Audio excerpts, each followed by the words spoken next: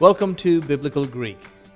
In today's lesson, we're going to learn the second aorist active indicative verb endings.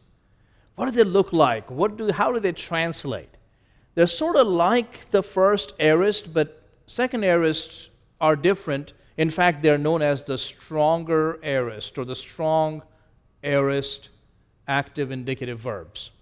Now, when it comes to the endings, what you'll find is the endings look very much like the imperfect ending, except there is a little bit of a change. Where the change is, in our second aorist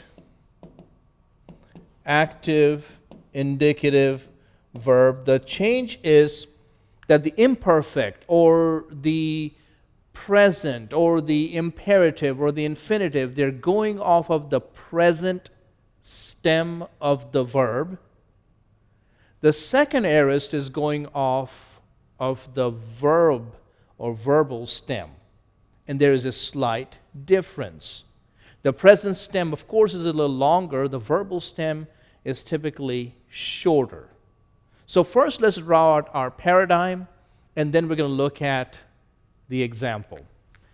Here's the paradigm, like always.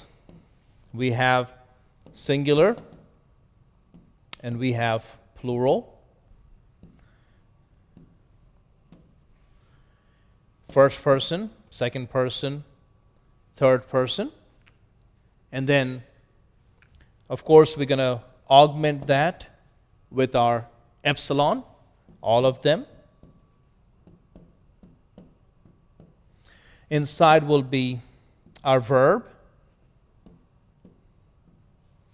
And on the outside will be, of course, our suffix, which will be on, s, n, omen, ete, on.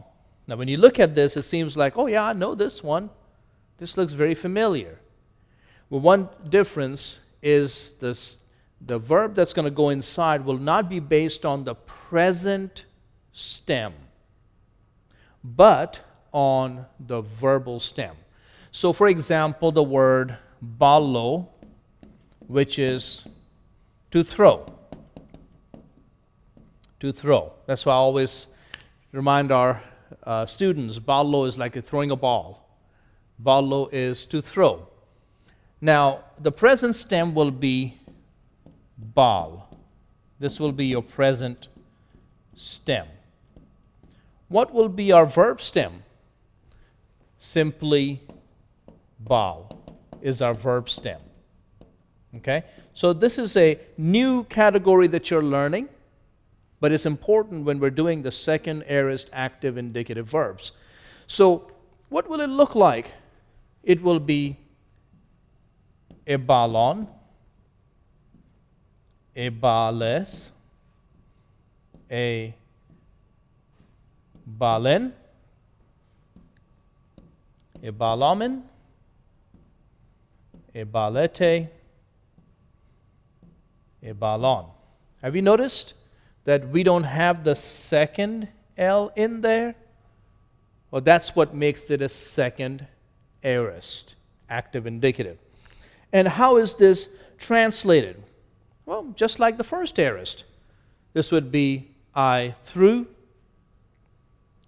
you threw, okay? He, she, it threw, we threw, you threw, or you all threw, and then they threw. Now again, notice the similarity between the first singular and the third plural.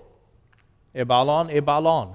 What's the difference? Context. Context will help you remember that this is second aorist, but first singular. Second aorist, but third plural. Okay, so keep that in mind. Again, this is very easy to remember, but the thing to remember, keep in mind, is the difference between the present stem versus the verb stem. Sometimes it does get complicated. For example, Dr. Black talks about lepo. Lepo is to leave. Okay? And now, lepo is I leave. Here, the present stem, lep. Okay? This is the present stem. What is the verb stem? It is lip. Lip. This will be the verb stem for to leave. And so it'll be elipon, elipes, elipin, elopin, lamen, elepete, elipon. So again, keep that in mind, how distinct that is from the present stem. But this is where memorizing the lexemes, memorizing the words, vocabulary comes into play.